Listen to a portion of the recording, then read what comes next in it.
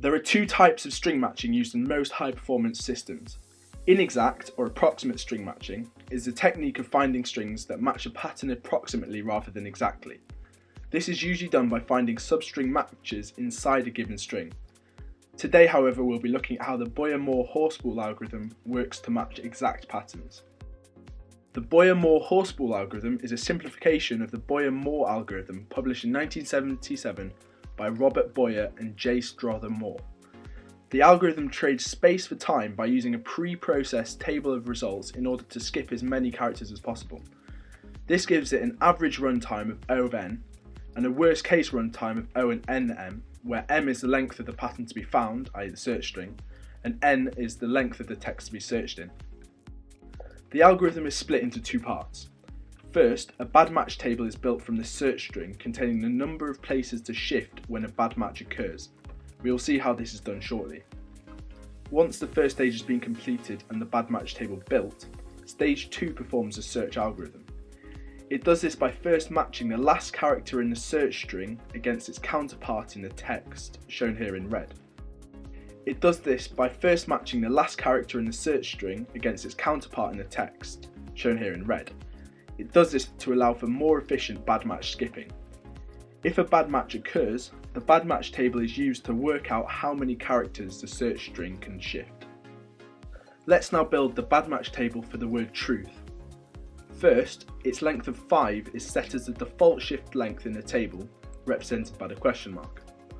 Going through this string from left to right, t has an index 0, so total length of 5 minus its index of 0 minus 1 gives a shift value of 4. R has an index of 1, so 5 minus 1 minus 1 gives us a shift value of 3.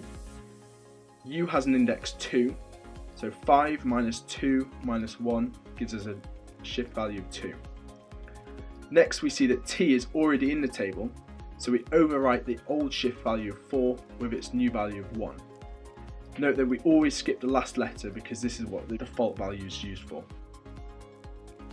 We will now attempt to match the search string truth in the text. We hold these truths to be self-evident using the Boyer-Moore-Horspool algorithm. As I said before, we first match the last character in the search string, H, against its counterpart in the text, O. Secondly, we check if these match. O and H don't match, so we can check for O in the bad match table. As O does not exist in the table, the default shift length of 5 is returned, so we shift the search string 5 places forward. As you can see, we've been able to perform one comparison operation and skip 5 characters ahead. So why does this work? Because O doesn't appear anywhere in the word truth, there's no reason to compare the O with all the other characters as a naive algorithm would do. By comparing it with the last letter in the search string and finding a bad match, we can skip all the letters preceding it, as it would be impossible for there to be a match there. It would have taken the naive algorithm 5 comparisons to get to this same point. So, again, we match the last character in the search string, H, with its counterpart in the text. As you can see, we now have a match, so we compare the characters one place to the left. Again, we have a match, T with T, so we can move left. Now we have a bad match, U with space, so we check for space in the bad match table. It doesn't exist, so the default shift length of 5 is returned, and we can shift 5 places forwards. We now match the H with its counterpart T. Again, we find a bad match, however this time T is a member of the bad match table. So the shift value for T, which is 1, is returned. We can now shift 1 place forwards. We now match the H with the R. Again, there is a bad match, and R is in the bad match table, so its shift value of 3 is returned. We now shift the search string 3 places forwards. We now match the H against the H. A match is found, so we compare the characters 1 place to the left. Again, a match is found, so we move left onto the U, the R's, and finally the T's. We have now found an exact match. I'm going to stop the example here. However, it's easy to see how we could leave the algorithm running in order to do something like counting the number of occurrences of a search string in a text. The performance of a string matching algorithm is generally determined by how many comparisons it performs. Therefore, we can use this to compare algorithms. As you can see from the table, the Boyer-Moore-Horspool algorithm took just under half the number of comparisons compared to a naive algorithm. There was, however, some pre-computation needed before the algorithm could start, which would not be needed for the naive algorithm.